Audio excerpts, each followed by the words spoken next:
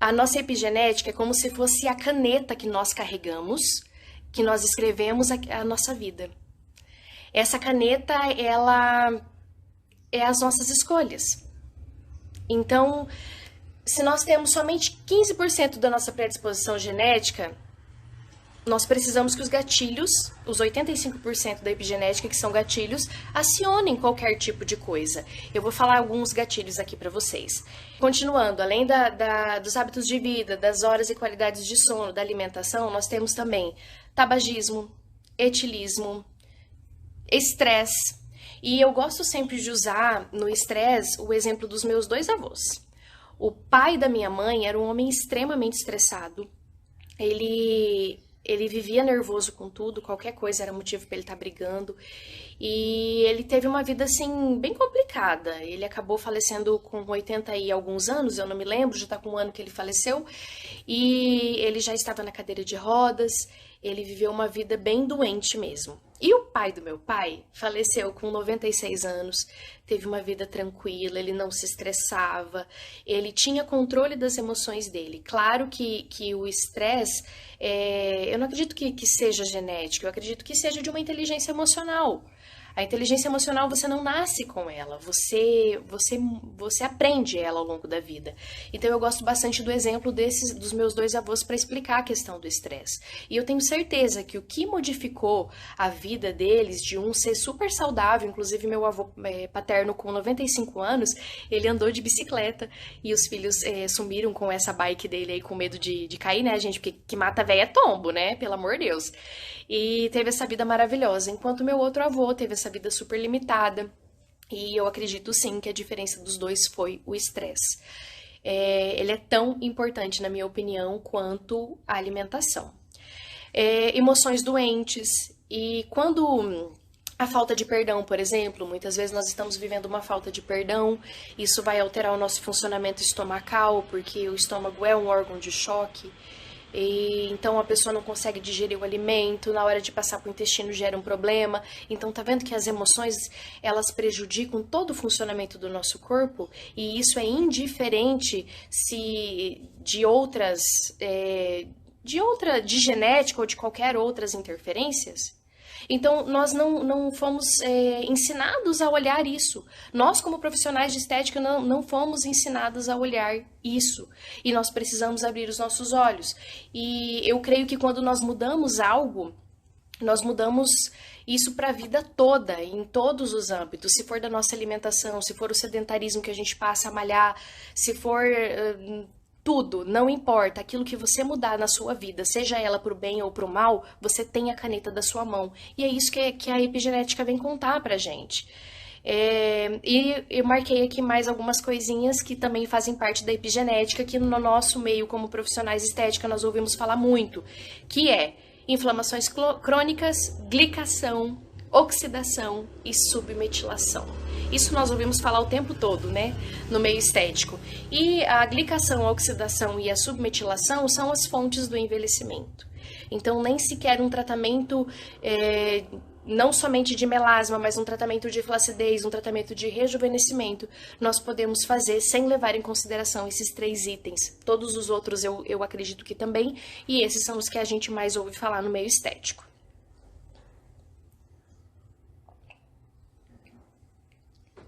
Cada um desses gatilhos que nós disparamos, eles vão dando comando na nossa vida.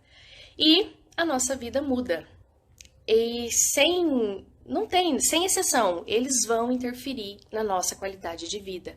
Não dá para nós afirmarmos que a genética é aquilo ali pronto. Então, a epigenética, que é aquilo que não é nos dito, é que faz a grande diferença, principalmente no melasma, tá? Então, nós, profissionais de estética, não podemos mais falar que melasma é genético. E eu estou aqui para mudar essa realidade, para falar isso para vocês. E eu quero trazer um exemplo para vocês de genética de um paciente que eu recebi essa semana. Ele tá com 60 dias que amputou a perna, e ele chegou falando assim para mim, Marina, minha diabetes é genética, porque minha mãe tinha, meu pai tinha, e meus avós tinham, e eu herdei isso deles, eu fui vítima de uma má sorte. Se nós crêssemos nisso, nós iríamos ficar o tempo todo fadados a pensar que nós somos vítimas de algo que aconteceu, de uma maldita genética. Já pensou? Eu acho que se a questão da genética fosse 100%, se tudo fosse 100% genético, quantas pessoas não questionariam até mesmo a Deus pelos acontecidos? E esse paciente que eu recebi, ele me falou o seguinte, que eles são em 3 irmãos e que somente ele teve a má sorte de herdar diabetes. Claro que, nessa altura da vida, ele está com 67 anos, já amputou a perna, a gente não vai ficar batendo isso na cabeça de dizer pra ele, não é genética. Isso aí você não foi vítima de uma má sorte, você foi vítima de uma má alimentação, ou de hábitos de vida que não foram bons. Não adianta mais falar isso pra ele. Só que eu e você, como profissional de estética, nós podemos levar essa realidade no nosso consultório e falar isso para as nossas pacientes.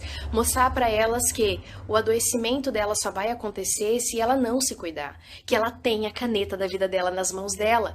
Então nós podemos sim gerar essa conscientização das nossas pacientes e dizer que a vida é ela quem escreve. E isso antes que ela adoeça ou até depois de já estar ali na primeira fase do adoecimento, que é onde nós podemos tratar. Nós precisamos levar essa verdade. Então, esse meu paciente, ele simplesmente não teve a má sorte de herdar uma genética. Ele só seguiu os hábitos que ele aprendeu em casa. Às vezes os pais comiam com muitos carboidratos, muita farinha, acredito que sim, porque ele é descendente de italiano. Esses carboidratos geram no nosso corpo açúcares, eles são carboidrato. O sonho dele quando crescer e ser adulto, ele quer ser açúcar. Então, ele levou esses hábitos alimentares, não sei como eram as emoções dele, mas talvez ele tivesse emoções sem controle, viveu uma vida inteira vendo todo mundo sendo estressado, respondendo de qualquer forma e vivendo aquele estresse. E é isso. E isso foi influenciando a vida. Às vezes cresceu ali vendo o pai bebendo, permaneceu bebendo, então hoje ele é resultado daquilo que ele viveu. Essa é a realidade da genética. E um exemplo de epigenética que eu quero trazer para vocês é da minha mãe. Meus avós, como eu falei para vocês, eram diabéticos. Eles acabaram o fim da vida assim bem debilitados. A minha avó tá com 30 e poucos dias que faleceu, vítima de complicações da diabetes. E a minha mãe, não pela motivação da saúde, mas sim porque ela não queria ser gorda, pela estética. Ela queria ser sempre muito bonita, magra, e ela considerava, né, o padrão de beleza na cabeça dela que magro era bonito, então ela sempre cuidou e ela mudou os hábitos alimentares. Então o que eu aprendi na casa da minha mãe? A comer um carboidrato por dia. Dia de polenta não tinha arroz, dia de macarronada não tinha arroz, e sempre legumes e verduras, uma alimentação sempre bem regrada, bem bacana, bem saudável. E ela realmente nunca engordou, ela tem um corpo muito bonito. Minha mãe tá com 61 anos hoje e é uma gata, gente, uma gata mesmo. Então ela não estava fadada a ter o destino dos pais dela. Então, eu lembro que minha avó, há uns 25 anos atrás, ela já era doente. Eu lembro quantas vezes nós entrávamos em campanha de oração pela vida da minha avó, que estava sempre ali no morre, não morre, né? E era resultado, infelizmente, das emoções dela, porque eu sei que ela teve uma vida complicada. Meu avô era muito nervoso, então eu sei que as emoções dela eram bagunçadas por conta disso. E alimentação, porque era vários tipos de carboidrato à mesa, italiano, né, gosta muito de comer massa, e então isso tudo influenciou sim na saúde dela.